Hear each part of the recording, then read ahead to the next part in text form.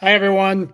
Okay, see, you tell me to stop moving, and you're the one who's going like this. Hi, everyone. Welcome to episode 267 of the All Dolphins podcast on this Tuesday, April 16th, 2024, which was Chris Grier annual pre-draft press conference day at the Baptist Health Training Complex, and we will discuss, dissect, debate, dive into highlights from Chris Grier's presser immediately on the spot. Biggest takeaway from today. Biggest takeaway from today is I did not like the fact that he said, "Oh no, we're definitely not considering a quarterback in the first round." They basically laughed at that, which I understand, but at least play poker, Chris. At least play poker. Now, if you're playing poker in the reverse effect, where you're telling teams that, "Hey, if you want a quarterback at 21, come get it," makes sense. But yeah, You two a hater. What is wrong with the general manager continuing to stick behind his starting quarterback like he's done for 3 years now, or at least 2 years? 3 years, fully behind Tua. Deshaun Watson era. Come on. Oh, well, that was 2021. Okay, so it's heading into the third season where they're fully all in. Tom Brady flirtation. That was 2021 also. Okay, all right. Let's No, not act like you haven't stepped out on him a couple of times. Okay, but for the past couple of years, in the most recent past, the Dolphins have been, and Chris Grier and Mike McDaniel, and completely loyal, fully behind him. He's our man. He's a starting quarterback, and this had been done before. Our good friend Cameron Wolf went on NFL Network for a spot on the Dolphins where he basically, how can I say this, peed all over Joel Klatt's suggestion that the Dolphins might consider Michael Penix Jr. at 21. And Chris Grier, you and I had both said it's not happening. Doesn't mean that I don't think it shouldn't happen, but it's absolutely not happening. And I don't know where teams. It seems like the Michael Penix Jr. momentum has stalled and slowing down to the point where he might be a late first-round pick, if not second-round pick. But if he's there at 55, come on, brother. Like, anyway, let's not go there. And I am a Tua lover and a Tua supporter and a Tua believer. But what I hate about this organization and have always hated and have always opposed it and have always cried out about it is they're constantly caught with their pants down by their ankles when it comes to the quarterback position. And they will be again if something happens to Tua. But that's what this organization does. Let's continue moving forward. Oh, okay. So, and see, to me, the biggest takeaway, and again, there was no surprise. I'm almost, here's the thing. Here's why Chris Grier could not say anything other than, actually, it just dawned on me, there was no way he could say anything other than what he said. Otherwise, if he says, you know what, we're going to do what's best for the organization, we're going to take the best player available, regardless of position, then immediately you hear all the rumblings. Dolphins have questions about Tua, if they were even willing to consider another quarterback at 21. So if they're going to be all in and you're backing the guy, you cannot even plant that seed of micro doubt that would have risen. Could you imagine? Yeah, and you couldn't have planted that seed of micro doubt when you had Ryan Tannehill and you were really going to and looking and exploring Josh Allen as your quarterback. You couldn't have planted that seed of doubt, even though you're still trying to do it. So I believe in Tua. I think he's going to take that next step. What I don't like and have never liked is the fundamental concept that this organization has, that a QB must be gifted and handed a quarterback job, never have to compete for it, never have to earn it, never have to fight to keep it, never have competition. And people who will say, well, you need your draft picks for other positions and for other players and for guys who could come in and give me immediate impact. I will make the argument to you that a fossilized Calais Campbell will be better than any player that you could draft at defensive tackle in the 2024 draft. For this season, he will be 2 times better than anybody you could draft at 21. So I have to hush say that the noise. That was so great. That made me laugh. That's right up there with me. That's one of the good lines I've heard on this podcast, fossilized Achilles. That's almost as good as we're paying for Jordan Poyer's balls. Not quite, but it's up there. I love that. Yeah. Fossilized Achilles. And it's true. Am I telling a lie? Am I telling you a lie? But again, here's the thing, and this is a great Tua dichotomy, which is weird in a sense, if we're going to be honest about it. In what other universe are you looking at a guy who led the NFL in passer rating 2 years ago, who led the NFL in passing yards this past year, Pro Bowl starter, where it even is suggested, regardless of whether you consider it crazy, wacko, or whatever, that a college football analyst is throwing out Michael Penix would be better for the Dolphins? You're missing my point. My point, again, is under those circumstances, normally it would be, why would there be any question whatsoever? That's your guy moving forward for 5 years down the road. Slam dunk extension now. But why isn't it Tua? Why isn't it with Tua? You're asking. Again, it just speaks to all the circumstances around them. Number one, because of how the statistics were attained, because of Mike McDaniel's genius, because of Tyreek Hill and just how much ridiculous speed they have, and of course the performance in big games. But it's insanely unique. Is basically the bottom line. Is where I wanted to get with this. And again, I'm going to go back. Dolphins want no part of the S show that would have ensued if he says anything other than first quarterback in the first round. No, we're good, because that's a headline right there. Yeah, he laughed it off. But yeah, correct. And I understand he's not interested in dealing with it, but that's the weak-minded mentality of this organization, and it has been this for over a decade. I've said it. I've cried out about it. I stand firmly on it. Quarterback competition is the way to go. Kirk Cousins was a better quarterback than Robert Griffin III. History proved that. You don't know what you have until you have competition. Teams that take quarterbacks, look where the Green Bay Packers are. Look where, even though they have quarterbacks, look where the Green Bay Packers are. Look how the New England Patriots operated despite having the greatest quarterback of all time. Look at what the San Francisco 49ers have done. Look at what the Kansas City Chiefs have done. If you can get a lot of things and address a lot of positions in free agency still. There's a tremendous talented crop of free agents that are still out there. You could address any position you want right now with free agents and find starter, if not top 40 caliber players on your team. But what you cannot do that with, unless you view Ryan Tannehill as a starting quarterback in the NFL, what you cannot do that with is quarterback. And you need to start developing a quarterback before you need a quarterback. I rest my case. That's all I have to say. I'm not saying replace I'm not saying replace Tua. I'm not saying don't sign Tua to a multi-year deal. I'm saying stop getting caught with your pants down. You're not wrong. And the other point to be made is if you pick the right guy at quarterback, there's always value there, even if it's not for your team. Jimmy Garoppolo being a good example. Patriots got a second-round pick for him, even though he barely played in New England. So, moving on. Contract extension. Chris Grier said they're on hold currently because the focus is on the draft. Negotiations will resume. For Tua, an extension. We're having those talks with Javon Holland. Multiple times he's like, oh, yeah, we're having those talks. We talked. He said they'll take care of Javon Holland in the future. They'll take care of, they'll talk to Jalen Waddle and Jalen Phillips. To me, the biggest thing, even though, again, not that it was big news, but Chris Grier kind of said, yeah, I might as well tell you guys we're picking up the fifth-year option on Waddle and Phillips, which is kind of a no-brainer. Yeah, that's kind of a no-duh.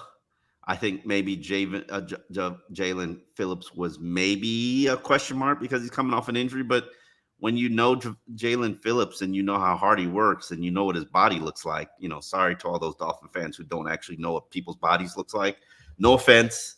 No, pause. You can do all the little funny little pauses things.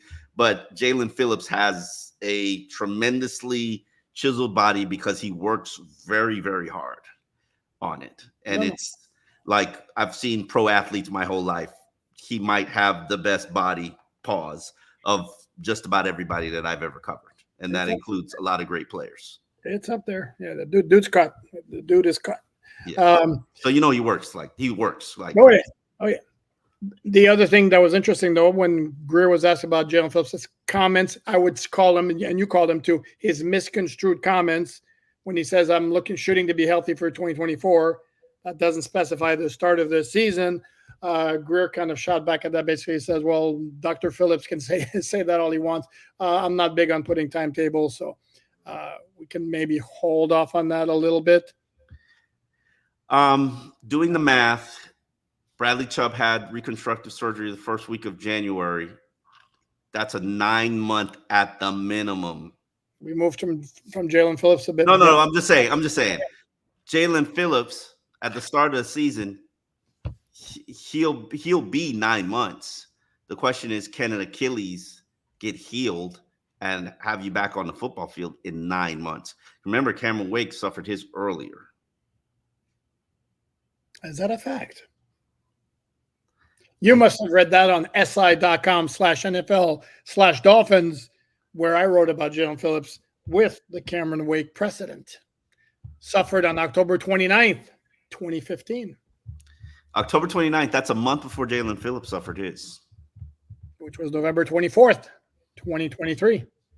And had it surgically repaired, I believe, something around the 20-something. He had it repaired like quickly that Monday, I believe. So anyway, we're dealing with semantics. I'm not expecting either of those players to be on the football field in a game for September. My conservative projections is October, and obviously Jalen Phillips taught us all not to have these projections and expectations because Jalen Ramsey. Which how many Jalens we got again? Waddle, Phillips, Waddle, Ramsey. Okay, sorry. There's a lot of Jalens, and they're all spelled differently, which is and they're three of the most prominent players on the team. It's a team full of Jalens. Maybe I should look for what Jalens are in this draft. Okay. Wow, you got time on your hands apparently. Moving on. Odell Beckham Jr. was asked. Chris Grier asked for an update. Kind of. Bucks not imminent. Mm-hmm. Seems like the offer's there.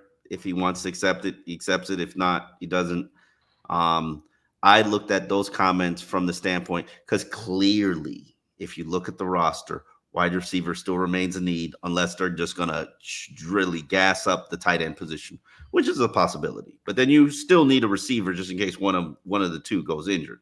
Like, what are you doing as an organization if Jalen Waddle or Tyreek Hill suffers an injury that's sidelining them for a month? What are you doing? Is it now the Eric Uzukama show? What are we doing? Antonio Brown's available? Stop it. You know he's doing a podcast. He did a podcast with Tyreek Hill, right? Oh, boy. Sure. What could go wrong? That should be. Hey, and the tease was Antonio Brown asking Tyreek Hill, so you think he got CTE? And yeah. And I'm sure that was because everybody thinks that Antonio Brown has CTE.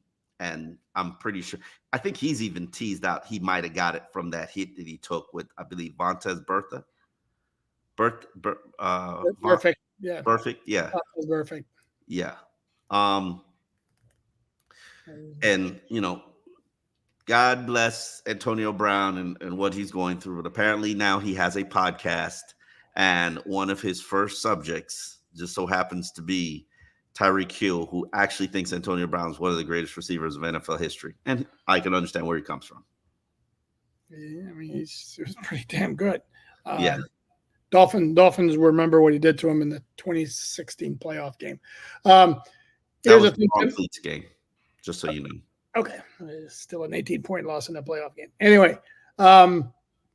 Most of it built in the first quarter when the Dolphins could be seen on the sidelines frantically changing their cleats because they wore the wrong cleats on the field after bad advice from. Well, somebody messed up somewhere there.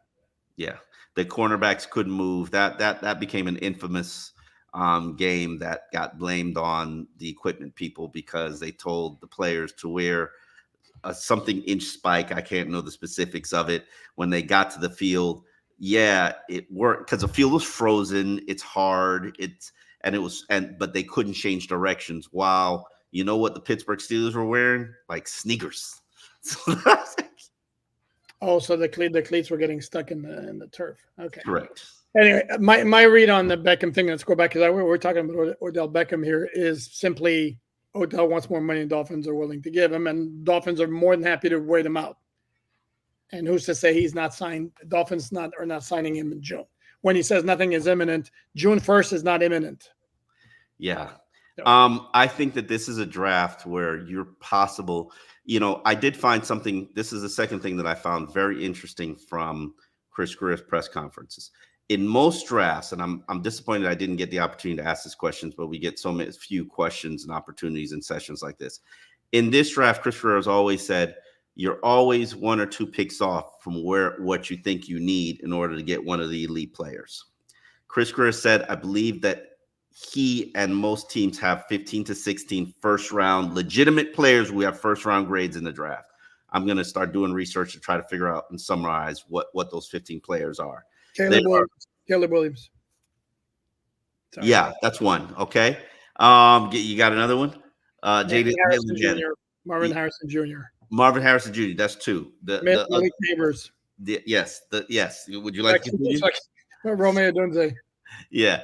How many defensive tackles? Probably none. I think Johnny Newton would be the only one. That's what I'm learning. That's really what I'm learning. I'm actually watching a film of the defensive tackles, and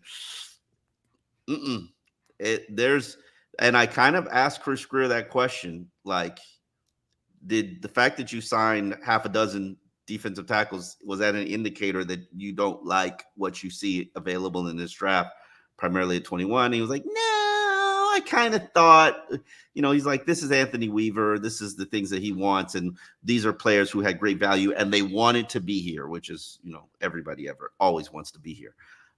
Everybody likes to get paid. But that's what they say in Tampa Bay. That's what they say in Minnesota. That's what they say in Green Bay. Everybody wants to be everywhere. Yeah. Nobody wants to be in Green Bay, though, or Buffalo. Anyway, so they get the right contract. They want to be there. I'm sorry. Go ahead. Yes. But Chris Grier basically said, we like where we're at 21, and we're certain that we're going to get a good player that can help us at 21. He also acknowledged that he's about 15, 16 first-round draft picks. He's polled his peers, and they're very good at that. And teams will share with them how many legitimate first-round grades that they have. He also seems kind of pretty confident that they're going to be in position to get one of those players because all these quarterbacks are going to be artificially inflated. And then there are other teams that are going to be selecting positions that are not of needs. And so it's going to leave them in a good position to end up with somebody who can help them, whether it be offensive tackle, defensive tackle, maybe even wide receiver. But I will say this, the Dolphins have, and Chris Grier made it a very adamant point that he said, we draft BPA. And that is true. That is, stop it, Alan Poupard. Go ahead. We draft BPA. We're a BPA team. Later on in the draft, he said, you might be filling needs and you might be just taking the best play. Filling need with a 6th-round pick. Yeah, that's a great. You might be filling just roster spots or roster holes is what he said. But early in the draft, and I think history shows that, like when they drafted Devon Achane, that wasn't a need. When they drafted Cam Smith, that wasn't a need. Or was it a need with a look to the future, knowing that X was probably done after the season? Okay, that's fair. He also said that they work on a 2-year window. They look at the roster from a 2-year window, which I'm going to be. Then they knew X probably was going to be gone, so that became a need pick. And they are just like tackle right now as a need pick because they probably Teron Armstead's gone after this year. Again, I've said this before. To me, it's always this idea of BPA. It's always a marriage of the best player available who happens to fill a need. You're not going to, again, if for some reason, like something surfaces to make Caleb Williams slip to 21, the Dolphins are not taking Caleb Williams at 21, even though he would be the best player available. Can we agree on that? Yes, we can agree on that. Okay, so Um, let's spare that. And also, I'm going to go back to, even though it's one time, but Austin Jackson in 2020, I refuse to believe he was the best player available at 18 at that time when Justin Jefferson was on the board, when Jonathan Taylor was on the board. okay, you could even go a little deeper when they traded up to go get Liam Eichenberg just because they had a need at the position and they saw a run happening at offensive tackle. I'm even helping your argument. Thank you. Okay. That deserves this. But then we get to the tight end where he was traded away for Jalen Ramsey. Can't remember his name right now because he sucks. Hunter Long. Hunter Long. They do more BPA than they do for need, in my opinion.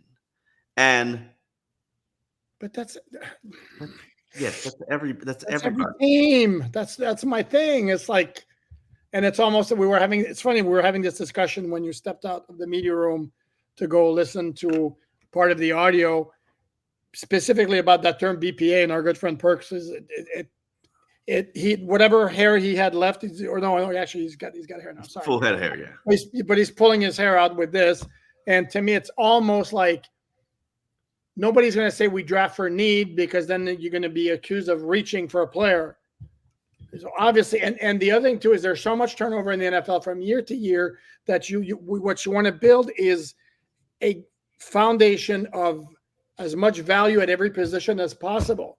If you happen to overkill one position, in the long run, it's not going to hurt you. If you're like knocking at the door of a championship and you have one need to fill, then that's fine.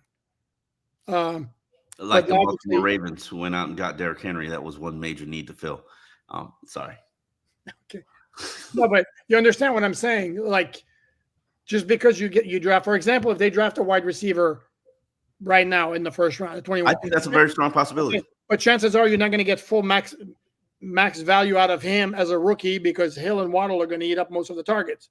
But 3 years on the line, if that was the best player, that's the best player. So but that would be BPA.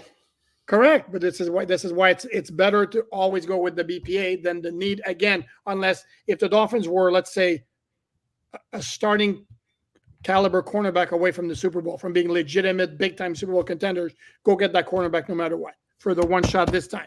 Otherwise, just build up, your cachet of valuable players. I think one thing that we should also point out, two things that Chris Grier mentioned is just like there's a possibility that they might trade down. He also said that we might trade up.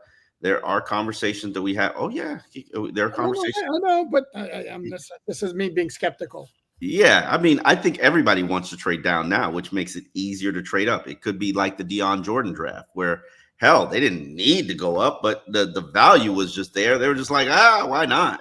Obviously turned out to be a bad selection, but no. Let's go. Bad scheme fit with bad character question marks. Then take him third overall. I mean, woof. But imagine if you'd actually moved up for Lane Johnson and selected him. Not to say that Lane Johnson would have been a home run. I mean, he had a nice, healthy, productive NFL career, better than Deion Jordan, but. Lane Johnson? You mean borderline Hall of Famer Lane Johnson? Yeah, he's been pretty good. You think he's a borderline Hall of Famer? Hold on. That dude's good. I mean, he's like lately he's been slowed by injuries, but that dude is good. Yeah. I'm not arguing that. Hell, he's not Laramie Tunsil, and we got rid of Laramie Tunsil. So he's a right tackle. 4-time Pro Bowl, 2-time All-Pro. That's Jarvis Landry's realm. 143 games started, 143 games played. I mean, that guy is good. Yeah, no question about it. Yeah. Also, I thought it was very interesting that Chris, a lot of people are saying that there's 6 first-round offensive linemen in this draft, legitimate first-round offensive linemen. Tackles, I believe. Tackle? Is it tackles? Okay. 6 legitimate tackles. So 6 of 12 first-round picks for tackles. What Chris Grier basically said was not everybody would be a good scheme fit for us. Some were going to be good tackles in the league, but for us, they wouldn't necessarily be a good scheme fit. And that leads you to, I always like to ask this question to Chris Grier, and sometimes I get it after the draft. This is one of my favorite questions after the draft. I always want to know, how many players did you have on your board? Because while there might be 400 players in the draft, most times the Dolphins have about 160 players on their board. And a lot of times their board is empty by the time they get into the 7th round. So it'll be interesting to see how many scheme fits fall off, how many character fits fall off, how many medicals fall off, because a lot of people don't even know this. But Tua Tagovailoa wasn't on every draft team's board, every team's board on their draft, because some of them had him as a medical red flag that they didn't put him on their board. So you just never know. You do never know. Speaking of Tua, I want to, before we go back to Chris Grier, this is something I wrote for si.com/NFL/Dolphins. Check out, you will be seeing the promos heading into the NFL draft. Rocket Mortgage is doing a little ad campaign about NFL players' dreams, either prospects or players, including Aiden Hutchinson, a defensive lineman for the Detroit Lions. And those who believe in them help them achieve those dreams. They're called Dream Mates. And one of the segments features Tua and his brother. It's on YouTube if you want to look it up again. It's called Dream Mate. It's produced by Rocket Mortgage. It's actually a very cool little 30-second clip featuring the Tagovailoa brothers. I asked Chris Grier this question, whether because they don't have a 3rd or 4th round pick, and because where they sit in the 1st round is 21, it's not like you're going to miss out on like a really premium player that it would be more inclined to trade down than perhaps usually. And what was very interesting about his answer, which included not going to pass up on a good player by trading down, but if we can add other picks, certainly, is when he was talking about what pick, he was talking about trading down in the 2nd round. Which I found very. I know. I caught that too. I indeed caught that as well. It basically was like, we're staying at 21 because we know we can get a premium player at 21. Mm-hmm. But on that 2nd round pick, might be some movement on that one. I did catch that as well. Yep. I've been looking deeper and deeper into this draft class. And the more I look, especially at positions of need, the more I conclude certain things. I don't like a lot of these defensive tackles. I'm not necessarily certain that any one of these defensive tackles would be any better than the guys that they've signed, which is not a good thing. Also, I think that there's a strong, very high possibility that the Miami Dolphins might use that 21st pick on a wide receiver. If you just look at where this draft is, I think the edges will be gone. I think the offensive tackles that fit their scheme will be gone. And I think the defensive tackles are not going to be worthy of the 21st pick. That leads me to think that it might be a wide receiver sitting there staring them in the face at 21. So you want the beep guy like Xavier Worthy, or do you want the tall dude like Brian Thomas Jr.? They got to go do with size. And I get it, Mike McDaniel. I know what Mike McDaniel's obsessed with. And if he adds an Xavier Worthy, then I know who's running things up in here. He's the one who ran things up in there when they took H.N. That worked out pretty well. Yeah, Grier actually mentioned him as one of my best draft picks. Yeah. One of McDaniel's best draft picks. I mean, you're convicted to somebody said to me recently, and this was great advice that I'd never thought about. That because right now, considering where my life is, I second guess myself quite often in terms of my decisions. Then, because past decisions haven't worked out for me well. Now, but it was said to me that when you go with your gut and you stick with your convictions and you don't listen to what others say, you just follow what your gut says, you work harder to make sure that follows through. And I think Mike McDaniel probably worked harder to make sure that he's super talented without a doubt. But let's not pretend both me and your eyes showed that Savon Ahmed was doing the exact same thing on the practice field and killing it in the exhibition season. In training camp, people, those of you out there just waiting to dump on us. Training camp, there's a reason why Devon Achane was number 4 on the depth chart for the Well, just because majority. he was a rookie. But there was a reason why every media member was going, was that H.N. or was that Ahmed? Was that H.N. or was that Ahmed? I Yes. mean, every Even H.N. acknowledged it and admitted it. Like, my teammates say the only way that they identify us on film is our sneakers.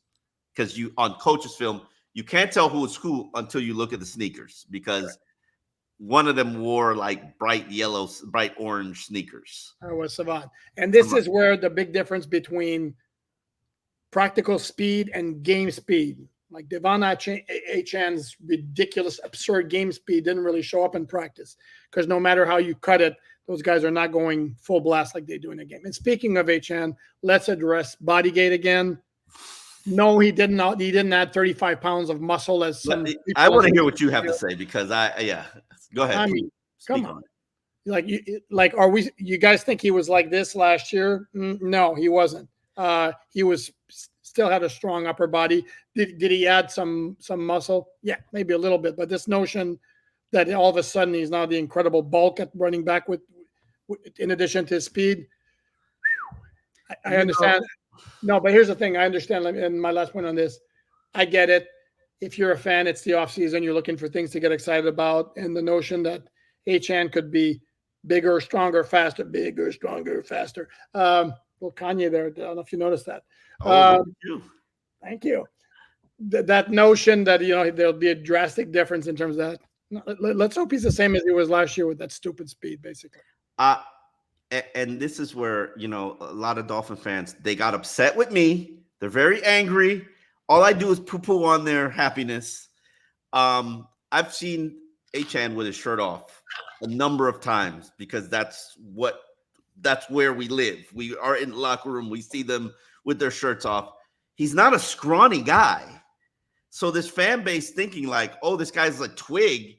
Like, one, the camera angle was taken from a downward angle, which clearly makes people look bigger. Great marketing, great strategy on Dolphins' part. Clap it up for you. Yes. But he's small, but he's not scrawny. Like, I don't understand why first year he's ever been hurt in his entire career was last year. He's not a scrawny guy. No. Now, what the theory is that a lot of people say, oh, well, for the first time, he's not running track in the offseason, so he's working on his upper body and blah, blah, blah, blah, blah, blah, blah. And I'm like, okay, this guy knew he was going to be an NFL player, not a track runner. So clearly, he always did everything catering to his running skills and his future.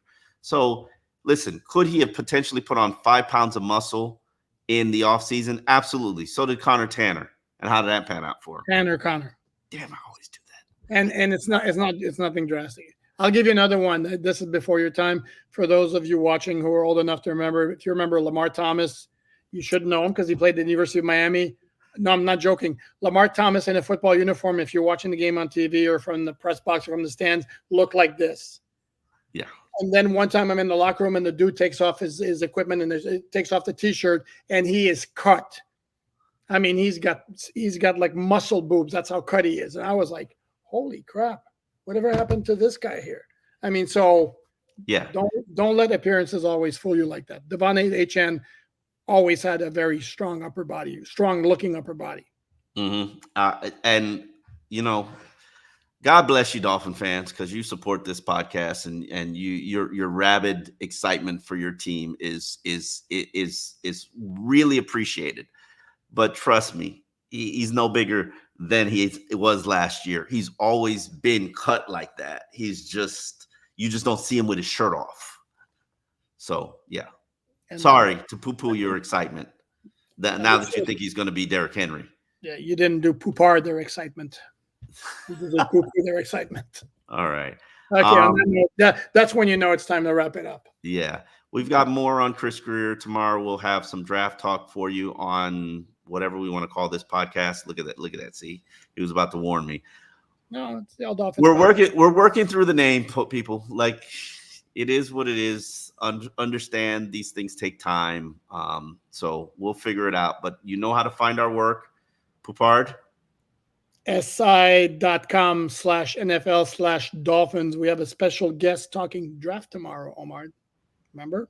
Yes, we do. And we will be back tomorrow. We look forward to seeing you. And hopefully we're getting close to the draft. So all Dolphins podcasts will get you prepared. All right, folks.